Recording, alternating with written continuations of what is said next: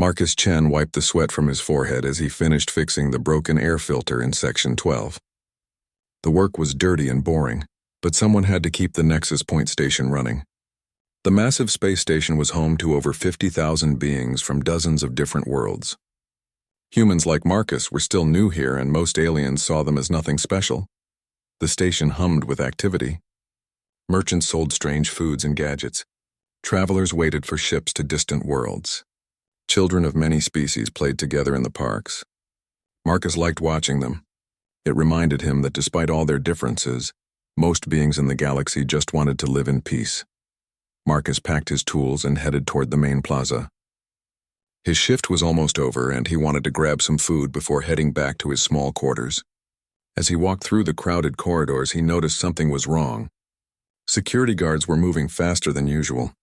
Their faces looked worried. A loud alarm suddenly filled the air. Red lights flashed everywhere. The station's computer voice spoke in multiple languages. Security alert. All civilians report to designated safe areas immediately. Panic spread through the crowd like fire. People screamed and ran in different directions. Marcus had never seen anything like this before. He pressed himself against the wall as thousands of beings rushed past him. Through the chaos, he heard weapons firing somewhere nearby. The sound was sharp and deadly. Marcus knew that sound from the news reports. Plasma weapons. His heart raced. Who would attack a peaceful trading station? Then he saw them. 5 figures in black armor marched through the main plaza. Their weapons glowed with purple energy. On their armor was a symbol Marcus recognized. A circle with a line through it, surrounding the image of different alien species. The Purists. The Purists believed that different species should never mix. They thought aliens should stick to their own kind and never work together. They especially hated places like Nexus Point, where everyone lived and worked side by side.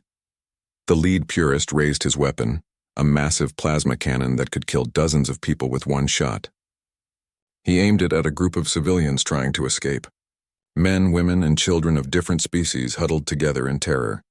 Marcus saw something that made his blood freeze. A small child had fallen down in the crowd. She was a Zilani. Her skin looked like living crystal that sparkled with inner light. She was so young, maybe 6 years old in human years. Her large, beautiful eyes reflected the red warning lights as she tried to crawl toward her parents. The Purist soldier saw her too. His weapon turned toward the child. The plasma cannon began to charge with a high-pitched whine.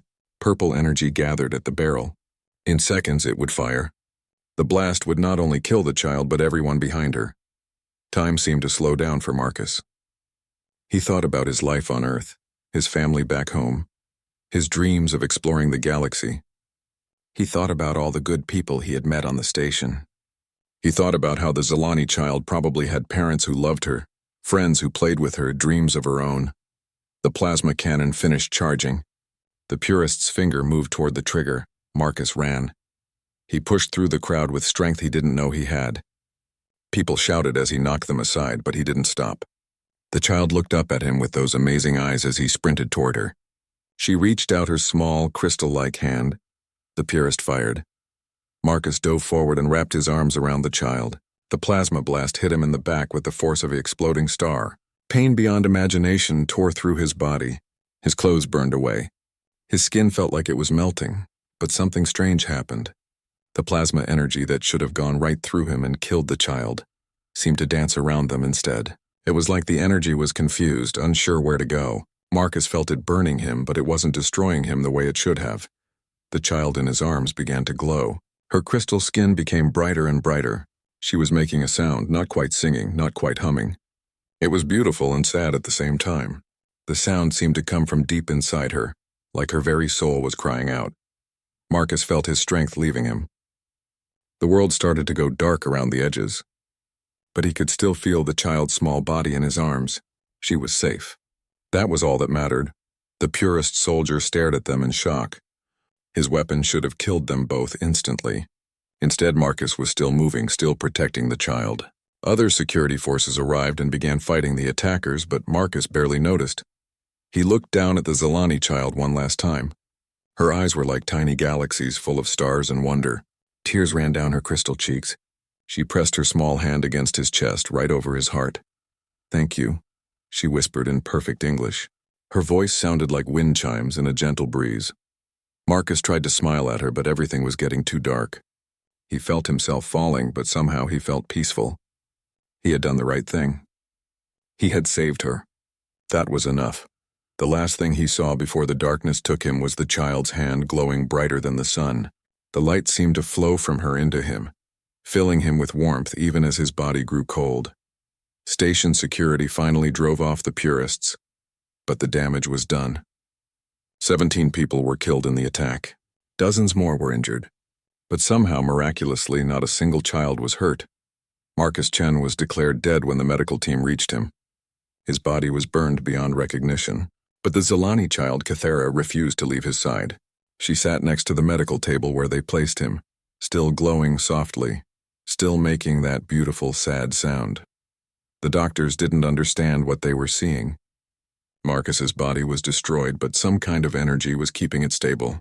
Every time they tried to move Kythera away from him, the energy would fade and his body would start to break down. Dr. Yilveth, the station's chief medical officer, made the decision to keep them together. She was an expert in alien biology, but she had never seen anything like this before. The child was somehow connected to the dead human in a way that defied explanation. 3 days passed. Kythera never left Marcus's side. She didn't eat or sleep. She just sat there glowing and humming, her small hand touching his chest. Her parents tried to comfort her, but she wouldn't move. On the 4th day, something impossible happened. Marcus opened his eyes, but he wasn't in the medical bay anymore. He wasn't even in his own body. He was standing in what felt like a second skin made of liquid metal. He could see everything around him with perfect clarity. Information flowed through his mind. Technical data, environmental readings, tactical analysis, all in languages and symbols he had never learned but somehow understood perfectly. The armor moved with his thoughts. When he wanted to turn his head, it turned. When he wanted to walk, it walked. It was like the metal was alive, and it was listening to him. Dr. Yilveth stood in front of him, her 8 spider-like legs trembling with shock. Behind her, Kythera smiled through her tears. Her crystal skin sparkled with joy. "Welcome back, Marcus Chen," Dr. Yilveth said in her clicking voice.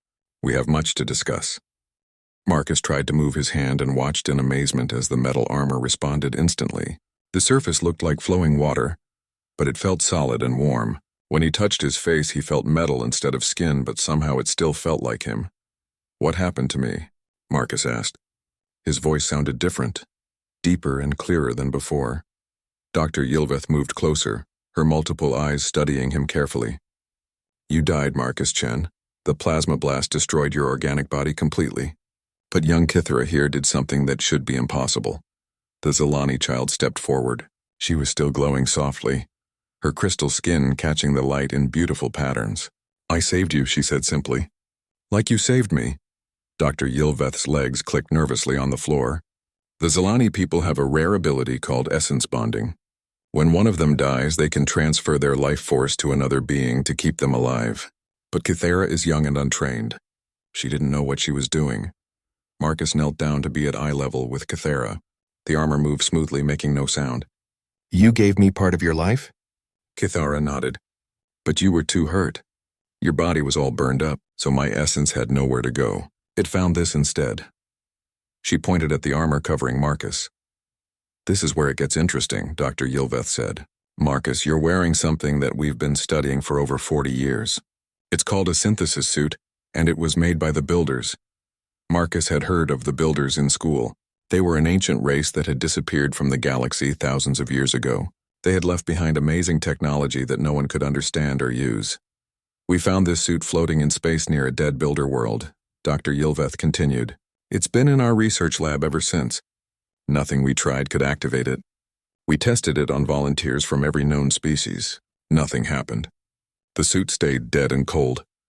Marcus stood up and looked at his reflection in the medical bay's mirror. The armor was beautiful.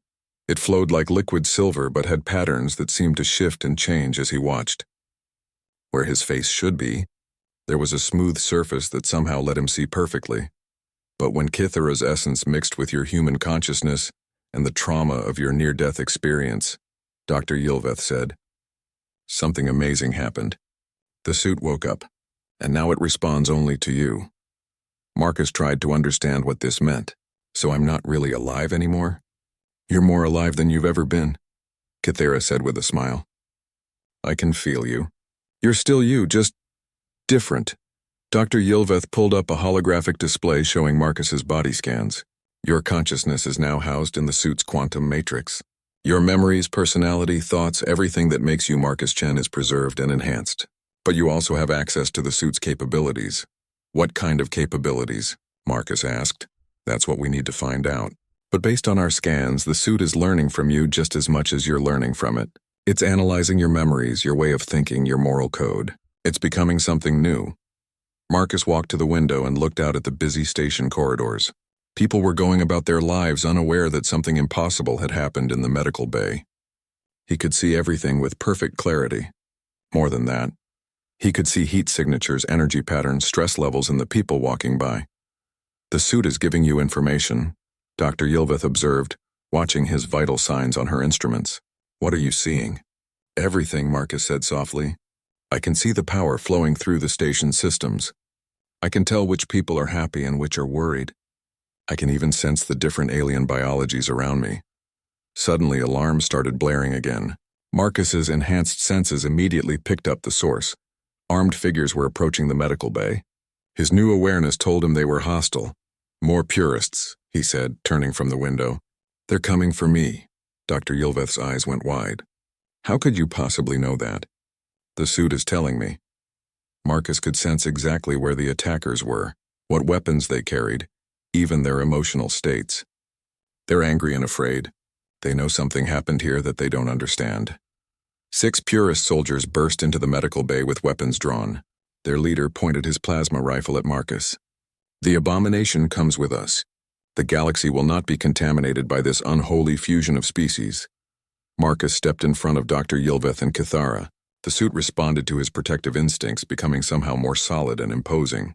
No one else gets hurt, the purist leader laughed. You're already dead, human. We're just going to finish what we started. He fired his weapon.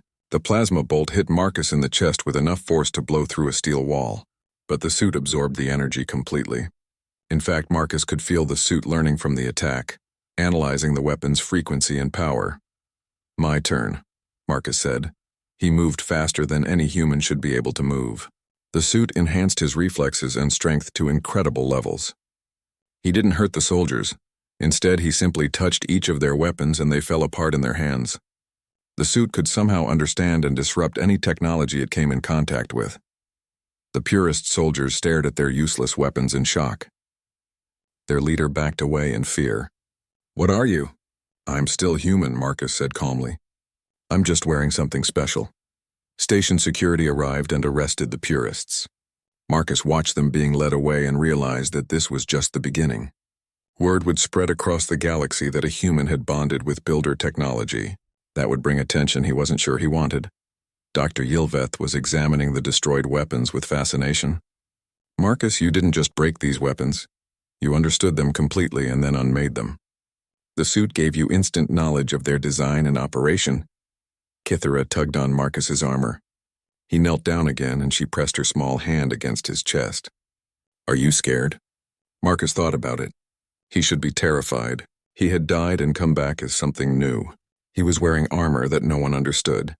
People would hunt him and fear him. But looking at Kythera's trusting face, he felt only determination. No, he said. I'm not scared. I feel responsible. For what? Dr. Ylveth asked. Marcus stood and looked out the window again. He could sense the millions of beings living and working on the station. He could feel their hopes and fears, their struggles and dreams. The suit wasn't just showing him technical information. It was connecting him to the life around him in ways he had never imagined. For all of them, he said. The suit doesn't just want to protect me. It wants to protect everyone, and I think that's why it chose a human to bond with. Dr. Ylveth clicked thoughtfully. What makes you think that? Marcus smiled, though no one could see it through his armor. Because humans are really good at protecting people who can't protect themselves, even when it costs us everything. He thought about his sacrifice for Kythera, about all the humans throughout history who had stood up for what was right, even when the odds were against them. Maybe that's what the ancient builders had been looking for. Not the strongest species or the smartest, but the one that would use power to help others instead of ruling over them. The suit hummed with approval, and Marcus knew he was right. Outside, unknown to them all, long-range sensors had detected the energy signature of an activated builder artifact. Across the galaxy, ancient powers were stirring. The Hegemony's War Council was already meeting. A hunter was being dispatched. Marcus Chen's new life was about to become very complicated. 3 days after Marcus's awakening, the first news reports began spreading across the galactic networks. Human bonds with ancient technology, the headlines read. New threat to galactic peace? Asked others. Marcus watched the reports from Dr. Yilveth's laboratory, feeling sick at how quickly the story was growing. They're making me sound like a monster, Marcus said, watching an interview with a Hegemony official who claimed that uncontrolled builder technology could destroy entire star systems. Dr. Yilveth was running more tests on the armor, trying to understand how it worked. Fear makes people say foolish things. They don't understand what you've become. I don't understand what I've become, Marcus replied. Every day the suit revealed new capabilities. Yesterday he had accidentally interfaced with the station's main computer, just by touching a control panel. The suit had downloaded terabytes of data in seconds and somehow made sense of it all. Kythra sat nearby, drawing pictures with glowing crystals that grew from her fingertips. She had barely left Marcus's side since his awakening. Her parents were worried about her attachment to him, but she insisted she needed to stay close.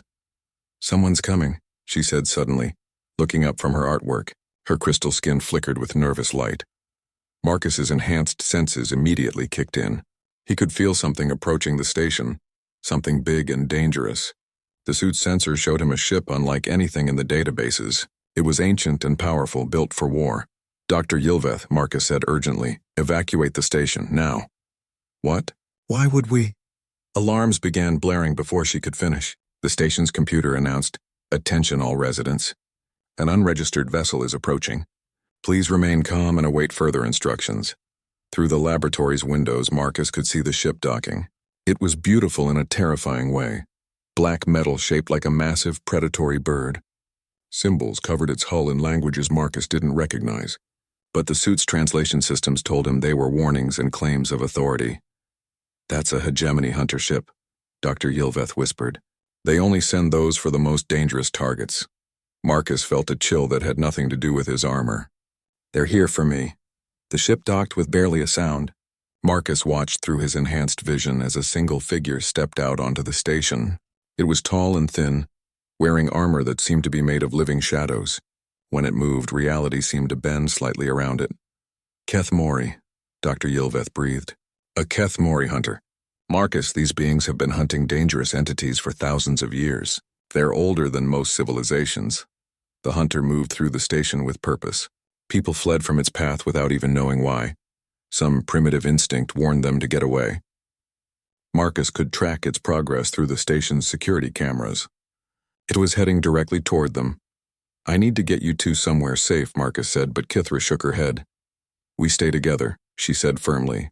The armor needs both of us. Before Marcus could ask what she meant, the laboratory door dissolved.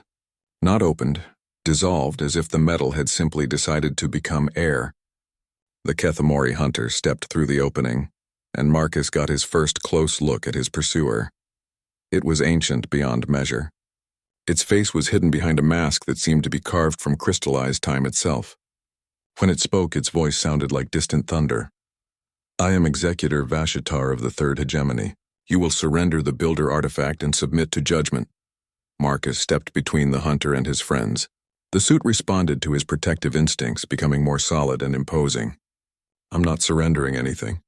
And I'm definitely not letting you hurt anyone here. Vashitar tilted his head, studying Marcus with interest. Curious. The artifact has bonded completely with your neural patterns. Most beings would have been destroyed by such integration. I'm not most beings, Marcus said. Indeed. Vashitar raised one hand, and Marcus felt reality twist around them. You are human, the youngest spacefaring species, barely evolved beyond throwing stones at each other. Yet you have accomplished what the finest minds of a dozen ancient races could not. Suddenly, the station shook violently. Emergency lights flashed as explosions echoed through the corridors. Marcus's sensors immediately identified the source. Purist ships were attacking the station while everyone was distracted by the hunter's arrival. "They're targeting the civilian sectors," Marcus said, his mind processing the tactical situation instantly.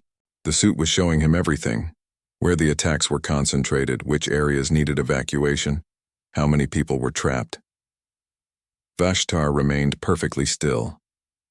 "The purists seek to eliminate you before you can be properly studied. They fear what you represent."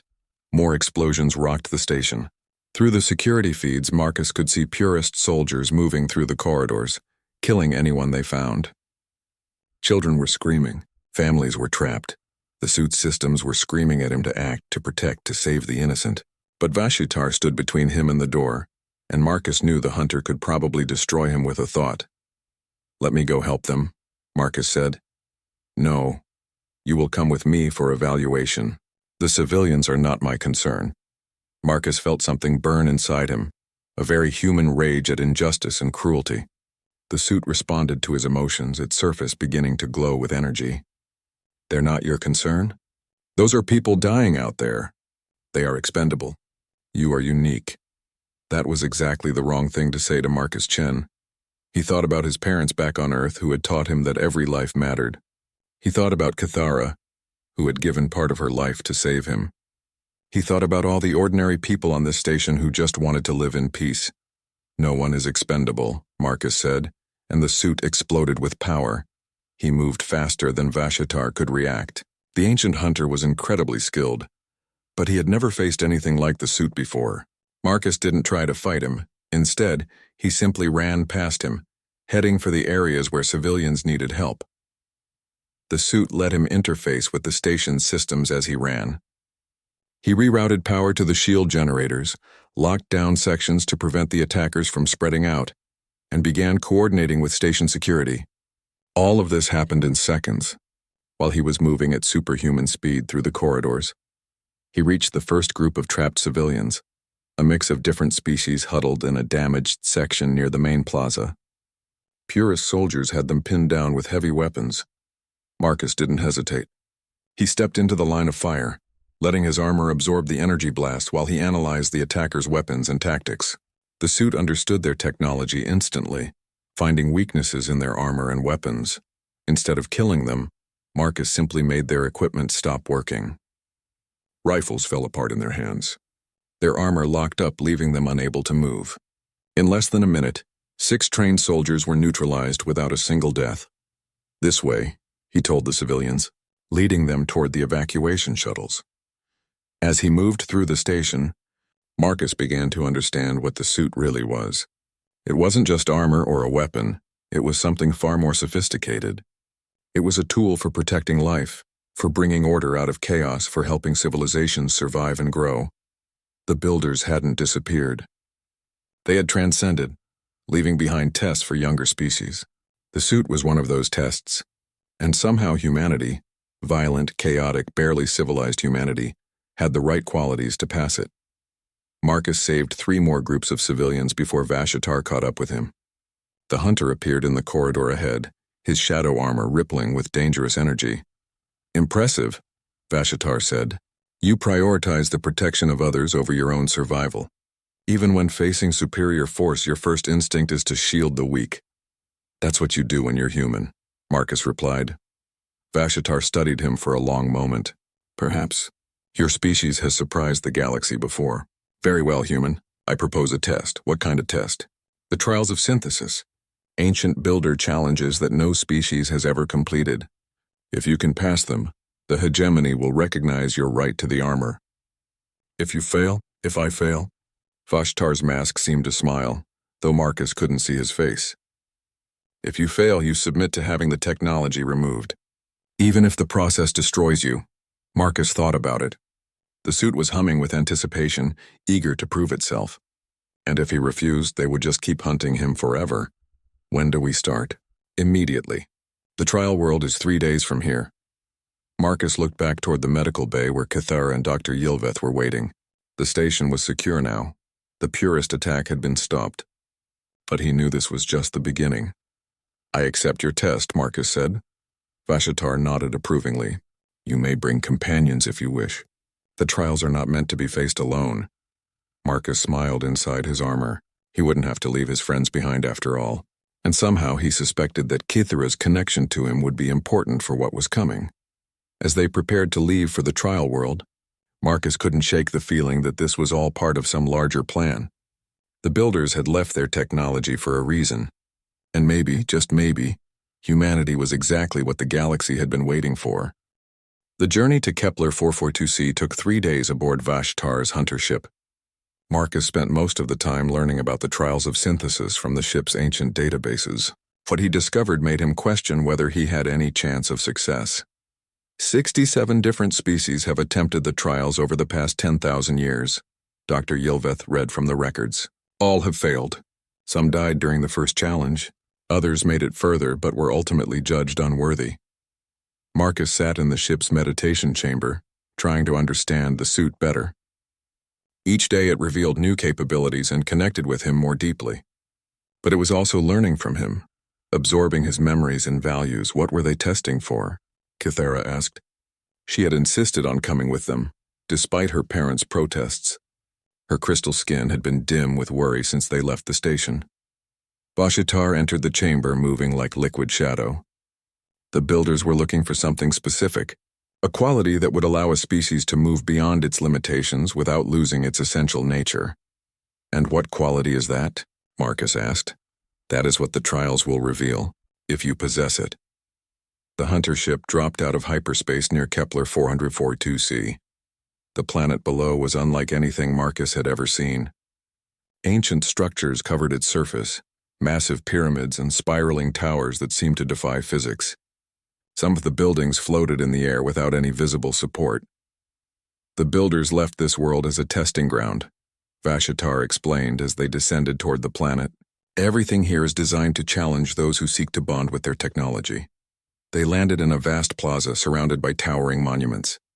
The air was breathable, but it felt electric with ancient power. Marcus's suit immediately began analyzing the environment, reporting energy readings that shouldn't be possible. In the center of the plaza stood a simple archway made of what looked like crystallized light. Beyond it, Marcus could see a long pathway leading toward a distant mountain. The first trial begins at the arch, Vashtar said. You must face it alone.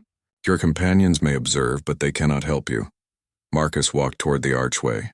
As he approached, symbols began glowing on its surface, the same builder script he had seen in the suit's displays.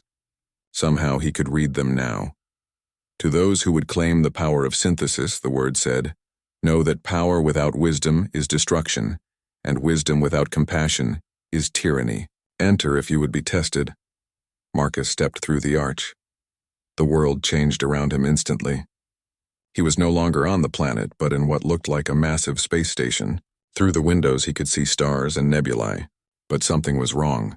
The station was under attack. Explosions rocked the structure. Emergency alarms blared. Through the corridors, Marcus could see hundreds of different alien species running in panic. They looked to him with desperate hope in their eyes. Please, a wounded alien approached him, her 3 arms reaching out. You have the power to save us. But you must choose quickly. Choose what? Marcus asked. The attack comes from our own people, she explained. A faction that believes in genetic purity. They want to eliminate anyone who isn't like them. You can stop them, but only by destroying their ship. 3,000 lives on that ship versus 10,000 lives on this station. Marcus's enhanced senses told him she was telling the truth. Through the station's sensors, he could see the attacking ship. It was filled with people who genuinely believed they were saving their species from contamination. The suit offered him solutions. He could disable the attacking ship without killing anyone. He could evacuate the station. He could find a third option that saved everyone. But as he reached for those solutions, they slipped away. The trial was forcing him to choose, save the many by killing the few or find another way and risk everyone dying. Marcus closed his eyes and thought about his core values. What would he do if this was real? What would any human do? I refuse both options, he said aloud. The scene froze around him. Explain, a voice said from everywhere and nowhere. If I kill 3,000 people to save 10,000, I become the thing I'm fighting against. If I let everyone die because I can't make a hard choice, I'm useless. There has to be a third option. and I'll find it even if it takes everything I have." The illusion faded. Marcus was back in the plaza, and the archway was glowing brighter. Fashatar looked surprised. "Most species choose to destroy the attacking ship," the hunter said. "It's the logical choice." "Logic without heart isn't wisdom," Marcus replied. "That's something humans learned a long time ago." The next trial appeared, a path leading through a forest of crystal trees. As Marcus walked among them, he heard voices calling out to him. They were other humans trapped inside the crystals. "Marcus," one called, "help us! We were explorers who came here before you. We've been trapped for months." Marcus stopped. The voices sounded real.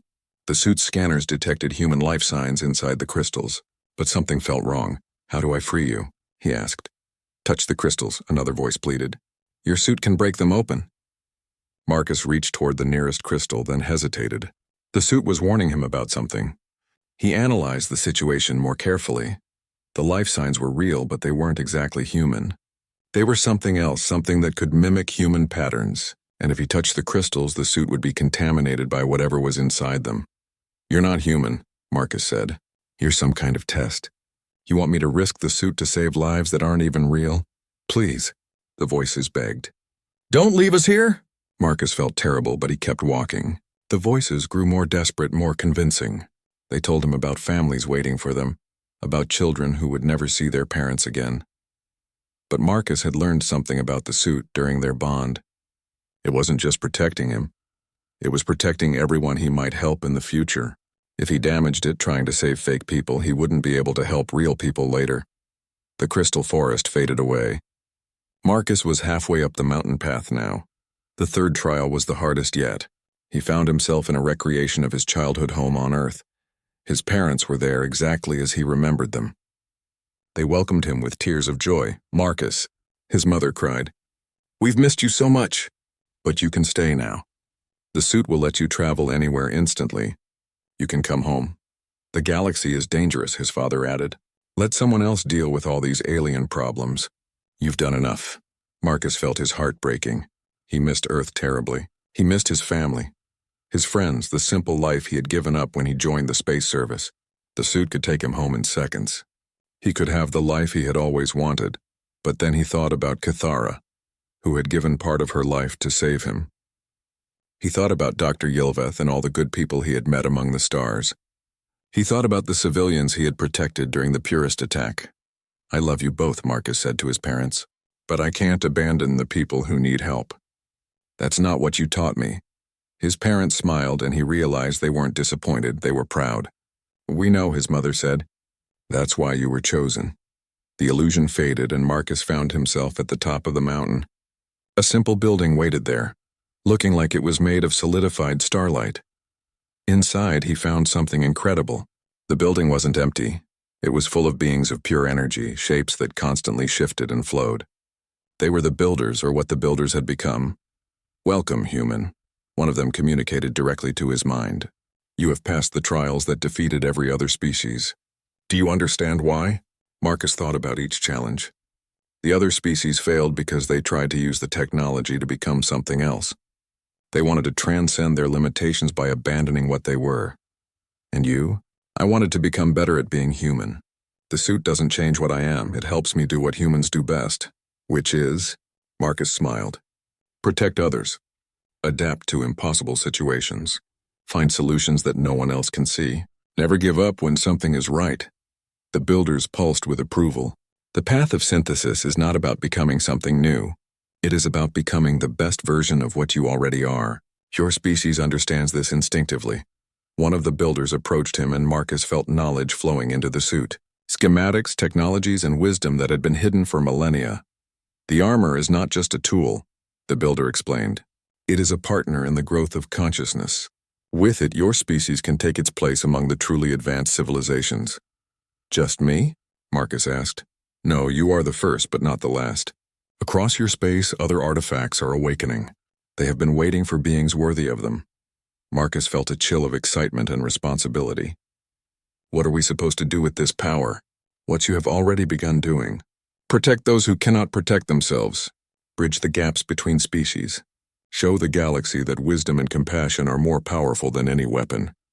When Marcus emerged from the building, Vashatar was waiting for him. The ancient hunter's posture had changed. Instead of standing like a predator, he stood like a guardian. The hegemony will accept the trial's judgment, Vashatar said formally. You are recognized as the first synthesis guardian in 10,000 years. Kythera ran to him, her crystal skin blazing with joy. 6 months after the trials, Marcus stood in the newly constructed human embassy on Nexus Point Station. The building was a marvel of cooperation. Human, engineering enhanced by builder technology and constructed with help from a dozen different alien species. The Hegemony Council will see you now, announced Ambassador Kirill, a tall, graceful being whose species had been mediating galactic disputes for thousands of years. Marcus adjusted his formal diplomatic attire, a modified version of his armor that looked more ceremonial than military. Beside him, Kythera wore traditional Zelani robes that sparkled with embedded crystals. She had officially been appointed as his cultural liaison, though everyone knew she was much more than that. Dr. Yilveth checked her instruments one final time. Remember, Marcus, half the council still sees you as a potential threat. The other half wants to recruit you for their own purposes. Very few see you as what you actually are. Which is? Marcus asked. A bridge, said a new voice.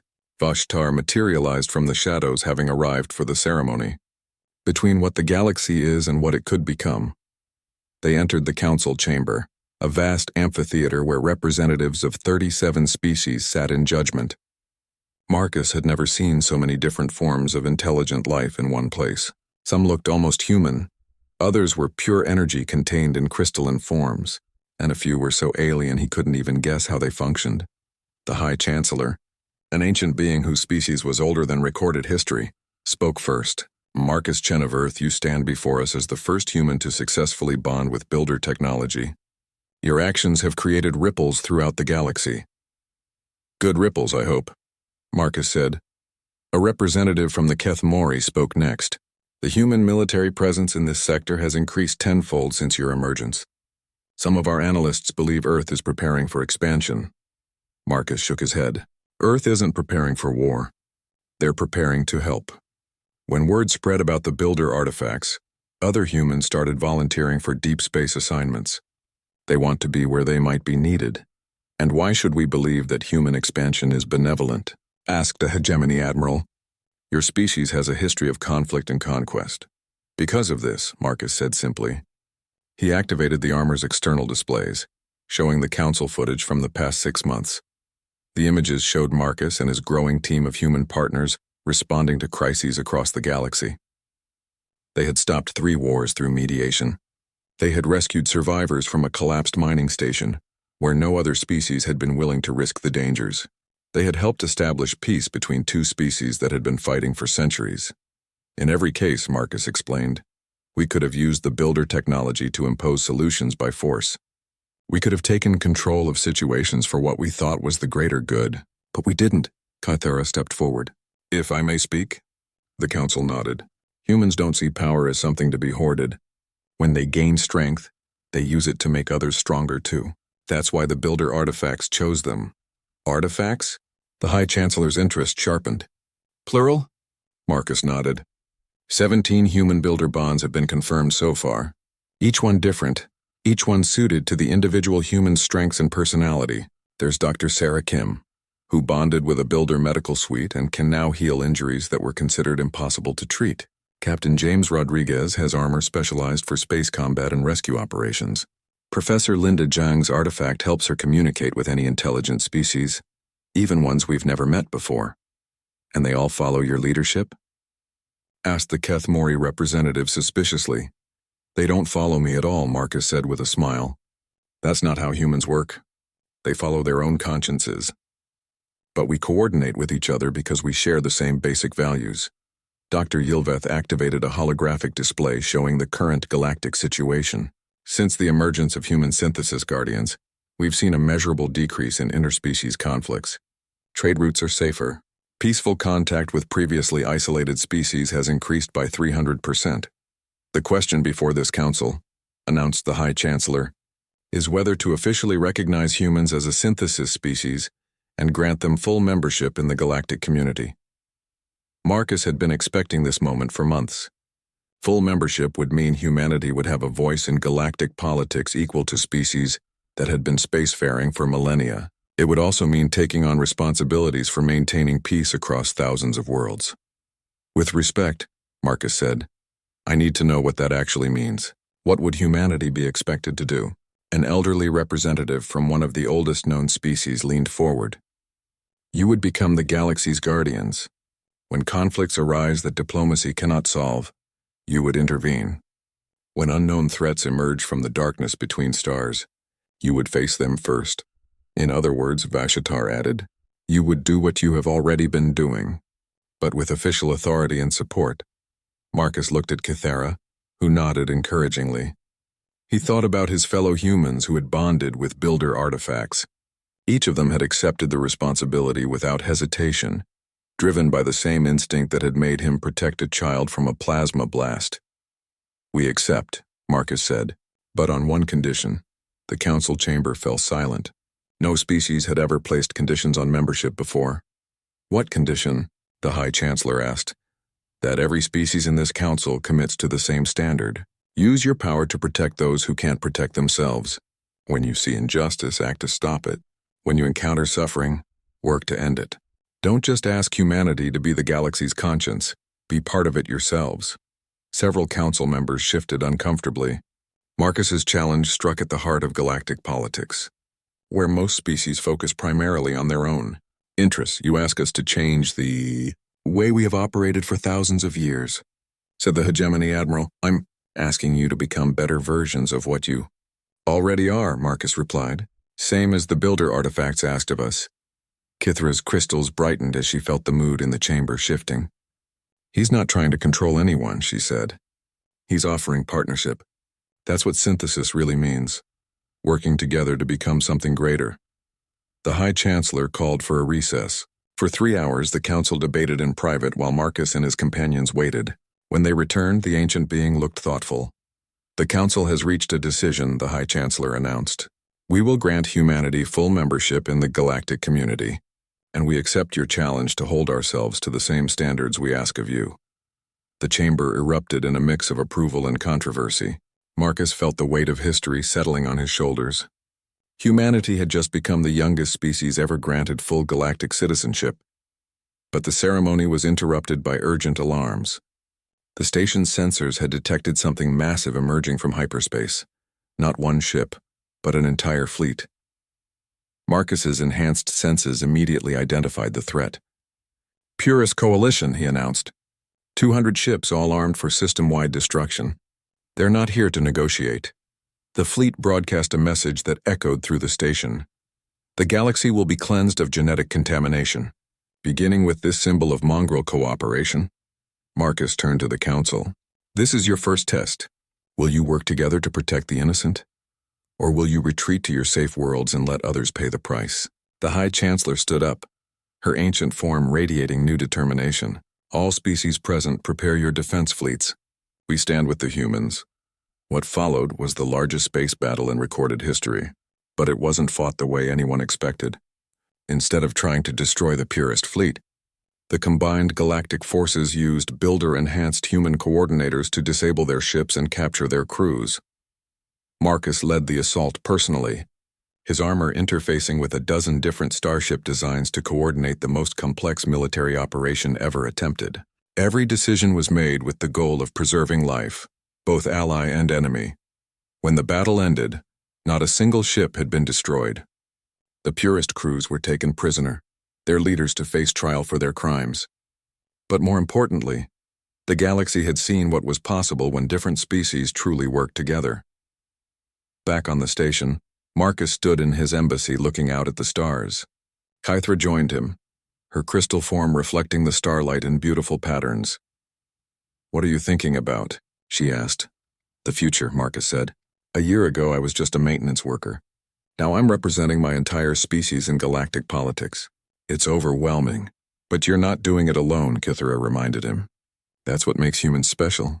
You don't try to be heroes by yourselves. You make everyone around you want to be heroes too. Dr. Hilveth entered with a report. Marcus, we're getting signals from the outer rim. 3 more species have requested first contact with humanity. They want to learn about synthesis. And the artifact reports? Marcus asked. 43 confirmed human builder bonds now. The artifacts are choosing people from every walk of life. Scientists, artists, farmers,